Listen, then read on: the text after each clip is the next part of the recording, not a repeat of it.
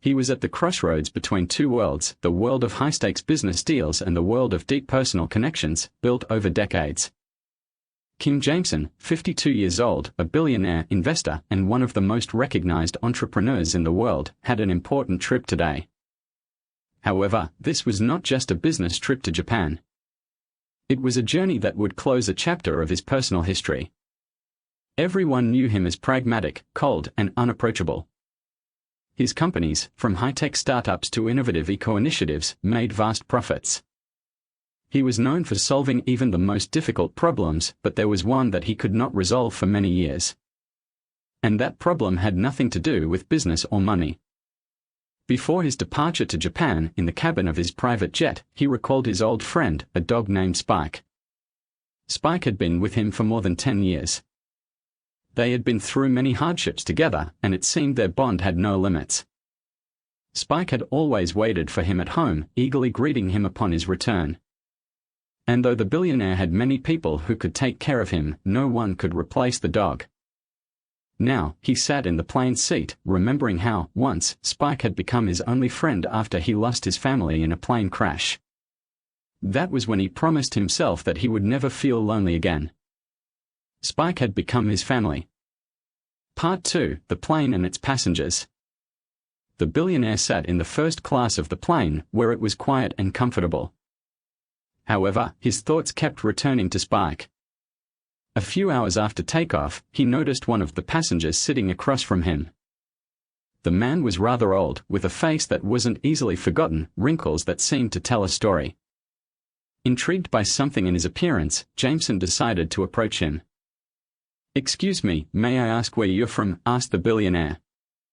This question wasn't just about his past but also about possibly explaining the strange energy he felt from the stranger.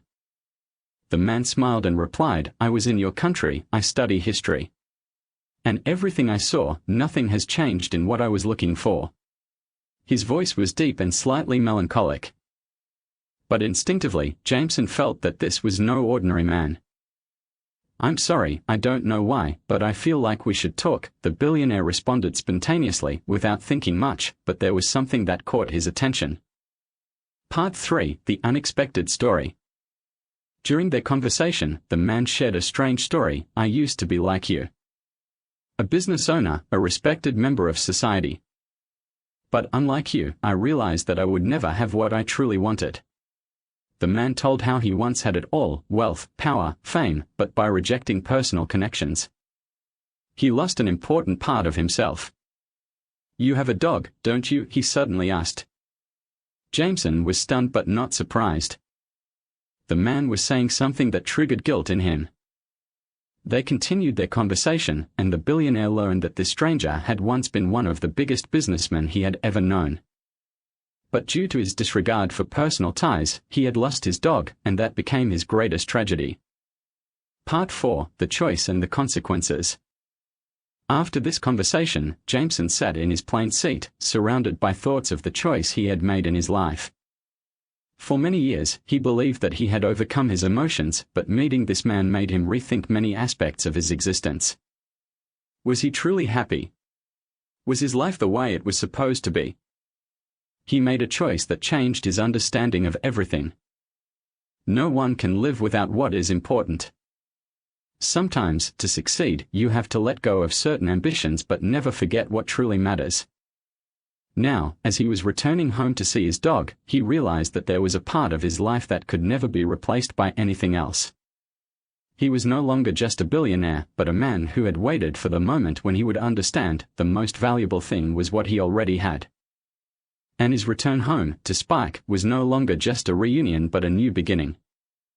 Billionaire Jameson returned to his seat in first class, but everything felt different. The moment he had been distracted from his usual calm, the conversation with the stranger stirred his thoughts like clouds suddenly obscuring a clear sky.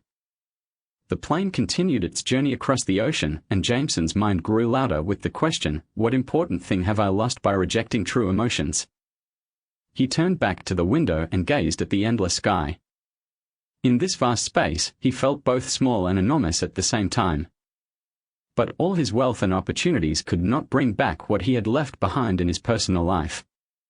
Suddenly, he heard the sounds of knocks. Passengers peered down the aisle and began whispering to one another. One of them raised a hand and pointed to the east side of the plane. "What's going on?" Jameson asked, addressing the flight attendant passing by. "The passengers are concerned. We can't understand why the plane has started to slightly change its trajectory.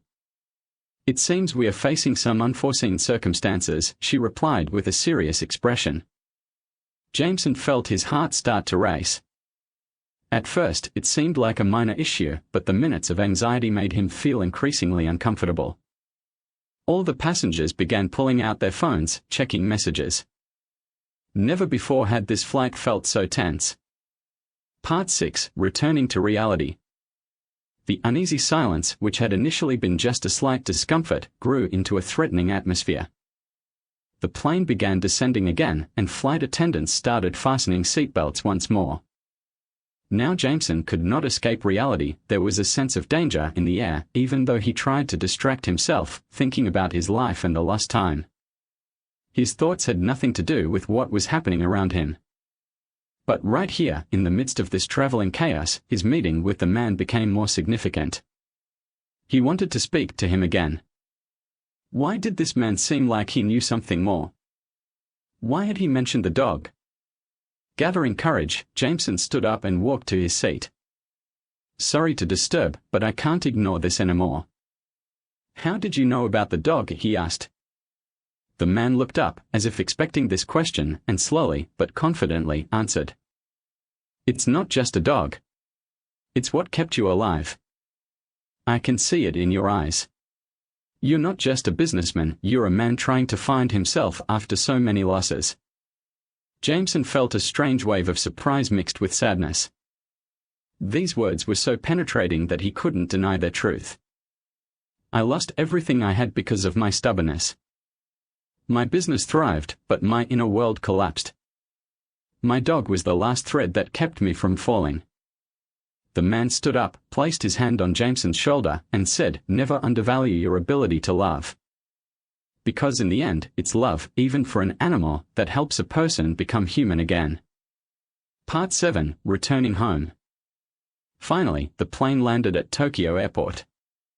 Jameson stepped off, leaving behind a whole emotional storm. As he walked through the terminal, his mind kept returning to one moment in their conversation. If only he could turn back time. If only he hadn't pushed away those who were closest, especially Spike. His colleagues and assistants met him at the airport, but the billionaire's thoughts were far away, in that old house, where his dog was waiting for him. Part 8, Reunion after many years. A few days later, Jameson returned home. As soon as he entered his house, his eyes immediately found old Spike, sitting by the door, with a slight nervousness, but the familiar joy in his eyes.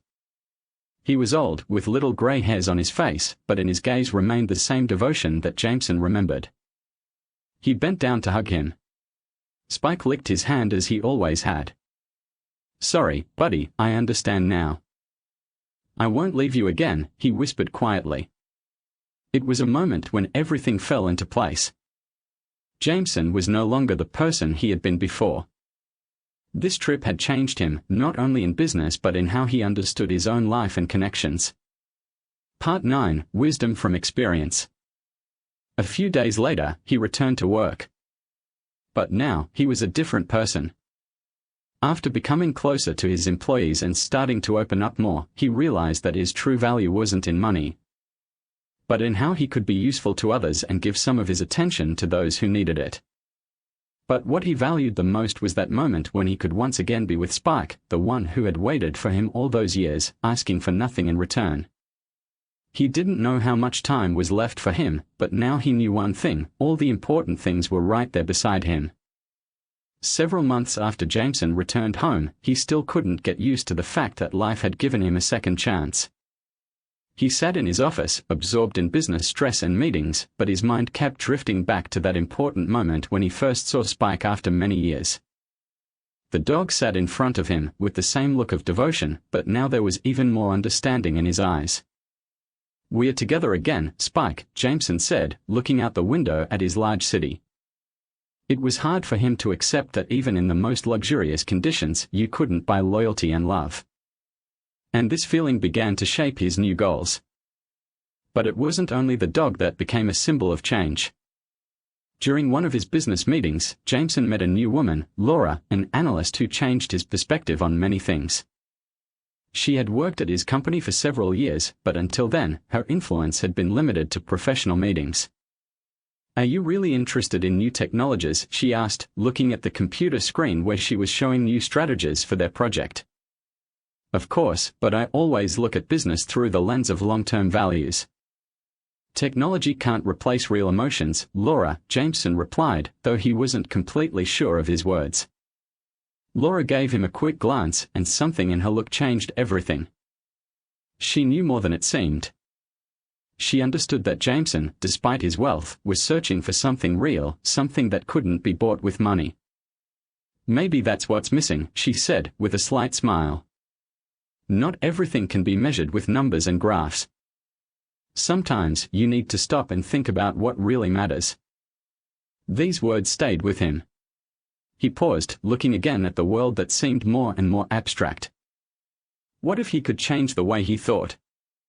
What if he could find a path to true fulfillment and harmony, rather than just wealth and influence? Part 11: The Flight That Changes Everything. A few months later, Jameson embarked on another trip. This time, he was heading to a major conference in Singapore, and his plan was clear: sign deals, increase the profitability of the company. However, the trip began to take a different turn. Jameson flew into Singapore's airport and immediately felt changes within himself. Today, he was not the billionaire who was used to controlling everything. He, who had once left nothing to chance, was now ready for new experiences. During the flight on the plane, he accidentally ran into an old friend, Edward, whom he hadn't seen in many years. Edward had been his first business partner, and their partnership had once been one of the most successful in the market. But over time, their relationship had deteriorated, and they had parted ways. It was not an easy conversation. "How are you, Jameson?" Edward asked, sitting next to him. "Everything seems fine, though sometimes it feels like I'm losing myself in my achievements," Jameson replied. Edward laughed. "Of course. But I know why you became this way. You've always focused on results, not the journey itself. You forgot one thing: true satisfaction is not in reaching the goal, but in appreciating the moment." These words began to resonate in Jameson's soul. He had always focused on the end result, and it had brought him significant success. But now he began to wonder if it was worth sacrificing such an important part of life for achievements. Part 12: The Conflict at the Border. The next day, upon arriving at the conference, Jameson felt another push for change. Suddenly, one of his competitors, a famous oligarch, also appeared at the event. However, there was no usual competitive tension between them. Instead, there was a certain coldness and detachment. "We meet again, Jameson," he said, eyeing Jameson with curiosity. "Yes, it seems we often end up on the same battlefield," Jameson replied. But this time, he wasn't ready to follow the usual script. He turned to the oligarch with an entirely new proposal: what if we combined our resources not to compete, but to create something for the benefit of society? It was a true shock for the oligarch. Jameson had never suggested anything like this before. His words posed a new challenge for him. Part 13: Those Who Wait for Us. This was the long-awaited return to what truly mattered. Jameson returned home once again, with new ideas, a new perspective on life, and his old, reliable dog, Spike. Now, he knew that his life wasn't just about achievements and money. He had found a deep understanding of what it meant to be alive. This was not the final end of the story. No, Jameson had just begun his journey to self-discovery, and his true mission lay ahead. But he now knew one thing: everything begins with how you treat those who wait for you. Several months had passed since Jameson returned home, and although Spike was by his side and the old aspirations for success, money, and recognition no longer seemed so important, something inside him still lacked peace. He looked over his vast imperial estate and felt that even in luxury, he hadn't found the answer to his question: what truly matters? These thoughts wouldn't let him go, and he began a series of calls to meet with those who had influenced his life, old friends, former colleagues, even business partners. One such call was to Laura, his analyst from the company. "Laura, I'm confused again. You often say that we should focus not on the goal, but on the process itself. How does that work in the real world?" he asked her, sitting in his office, staring at a pile of documents. "Are you doubting again?" Her voice sounded calm but somewhat surprised. "You're a billionaire, Jameson, and all you need to understand is this: the meaning is not in the goal you achieve, but in what you feel while moving toward it." "I can't say I understand." He felt helpless. "Maybe that's why you're searching for an answer again. Or maybe that's part of your journey." After the conversation with Laura, Jameson realized that his journey toward inner peace was far from over. But he wasn't ready to stop. Another part of his life that had been left unexplored was his communication with other people, whom he had long forgotten. He decided to reach out to his old business partner, Edward, with whom he once co-founded a company that became one of the largest in the world. But something pushed him away from the idea. Part 11, A Second Try. At night, Jameson went to the restaurant where he had often met with Edward. Now, after all these years, he was here to set everything straight. Edward sat at a table in the corner of the restaurant, looking the same as before, with a smile on his face but deep wrinkles under his eyes. His gaze was somewhat tired, and his movements were soft, like those of someone who had lived through a lot.